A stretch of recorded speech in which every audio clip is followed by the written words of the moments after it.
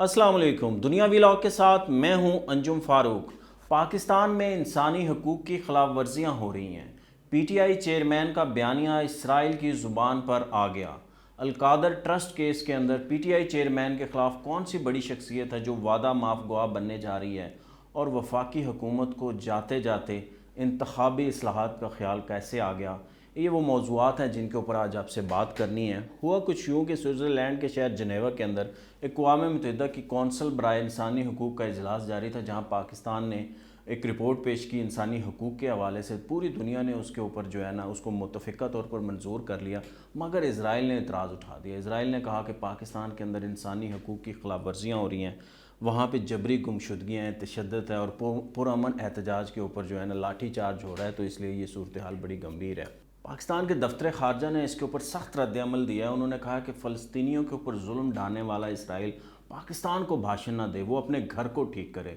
दो वफाकी वज़रा बैठे, उन्होंने भी आज रद्द-ए-अमल दिया। शरी रहमान साहबा और जो प्राइम मिनिस्टर के मामले ख़ुसूसी अता तारड़ साहब, उन्होंने तो इसको एक नई जहत दे दी। उन्होंने कहा ये इसराइल का बयान बेसिकली पीटीआई चेयरमैन की वजह से है, वो उनकी हमदर्दी के अंदर जो है ना ये बयान दिया, और इन दोनों का आपस में नेक्सस है, गठजोड़ है, इस वजह से ये बयान दिया गया है। ये तकरीबन उससे मिलती जुलती बातें हैं जो वो आजकल पीटीआई के चेयरमैन अपनी तकरीरों के अंदर कहते हैं, और हुकूमत पाकिस्तान को मुर्द इल्ज़ाम ठहराते हैं कि यहाँ पे इंसानी हकूक़ की खिलाफ वर्जियाँ हो रही हैं, यहाँ पे जबरी गबूशुदगियाँ हैं, यहाँ पे जो पुरअमन एहतजाज है उसके ऊपर टॉर्चर किया जाता है। असल सूरत हाल ये है या नहीं है, ये तो पाकिस्तानी बेहतर जानते हैं, वो बाहर निकलते हैं। मगर पीटीआई चेयरमैन को मैं कहना चाहूँगा कि उनके दौर के अंदर भी कुछ ऐसी सिचुएशन थी, कोई बहुत अच्छी नहीं थी। फ्रीडम ऑफ स्पीच क्या था, पाकिस्तान की आलमी दर्जा बंदी तो उसके अंदर आपके दौर के अंदर कम हुई थी। तो अगर आप अपने दौर को भी देखें, यहाँ पे भी उस वक्त ऐसे ही सूरत हाल थी, यहाँ पे भी एहतजाज करने वालों को मारा जाता था। पेशावर के अंदर जब टीचर एहतजाज करते थे उनके ऊपर आंसू गैस फेंके गए। जब इस्लामाबाद के अंदर टीचर्स ने एहतजाज किया, उनका क्या हाल किया था। और भी ढेरों मिसालें हैं। बहुत सारे सहाफ़ियों को अगवा किया गया, तो हुकूमत ने उनके ऊपर मुकदमे बनाए, बहुत से लोगों को ऑफेयर किया गया, उसको भी देखना चाहिए।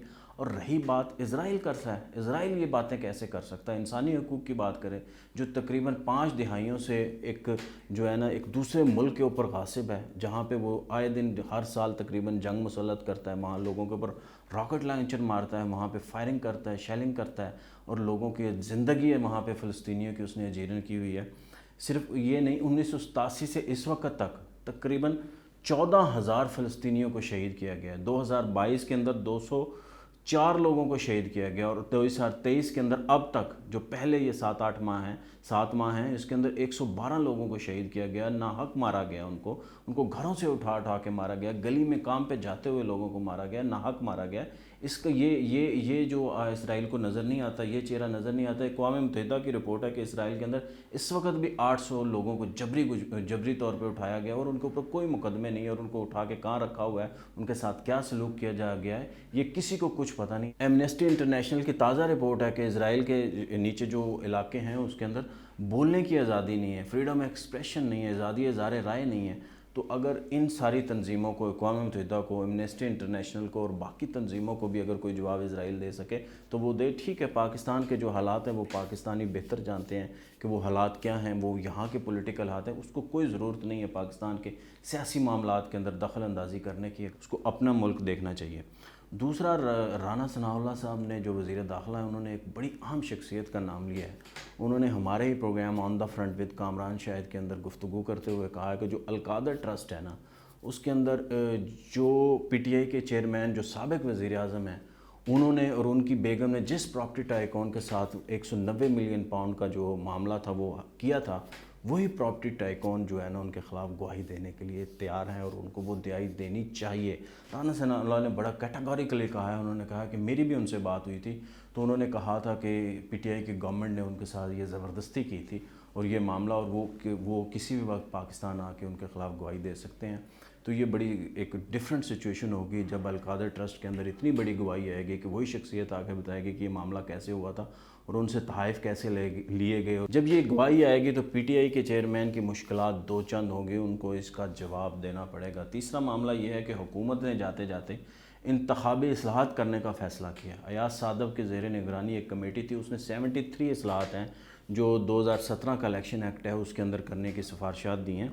یہ بڑی اہم ہے۔ انہوں نے کہا ہے کہ تاخیر سے آنے والے نتائج کو تسلیم نہیں کیا جائے گا، انتخابی اصلاحات کمیٹی میں پریزائڈنگ افسر کو نتائج مکمل کرنے کے لیے وقت دیا جائے گا۔ وہ جو لاسٹ ٹائم 2018 میں ہوا تھا نا کہ جی وہ انٹرنیٹ نہیں ہے، اور جو اس کے بعد انہوں نے ایک پورا ڈرامہ رچایا، 2 دن تک جو ہے نا رزلٹ نہیں آئے تھے۔ اب تاخیر سے جو رزلٹ آئیں گے تو اس کا پریزائڈنگ افسر کو جواب دینا پڑے گا اور ٹھوس وجہ بتانی پڑے گی، اور ان کو تسلیم بھی نہیں کرے جائے گی۔ اسی طرح کی انہوں نے جو ہے نا اصلاحات کی ہیں، یہ اصلاحات بہت اچھی ہیں، یہ ہونی چاہیے۔ پاکستان کے اندر انتخابی اصلاحات ناگزیر ہیں، مگر ایک اور طرح کا معاملہ بھی ہے کہ یہ اصلاحات سے بھی زیادہ پاکستان میں جو انتخاب کا کلچر ہے نا، جو پاکستانی ہے، جو وہ کلچر تبدیل ہونے کی بڑی ضرورت ہے۔ جو پری پول ریگنگ ہوتی ہے نا، اس کے اندر اصلاحات کون لائے گا؟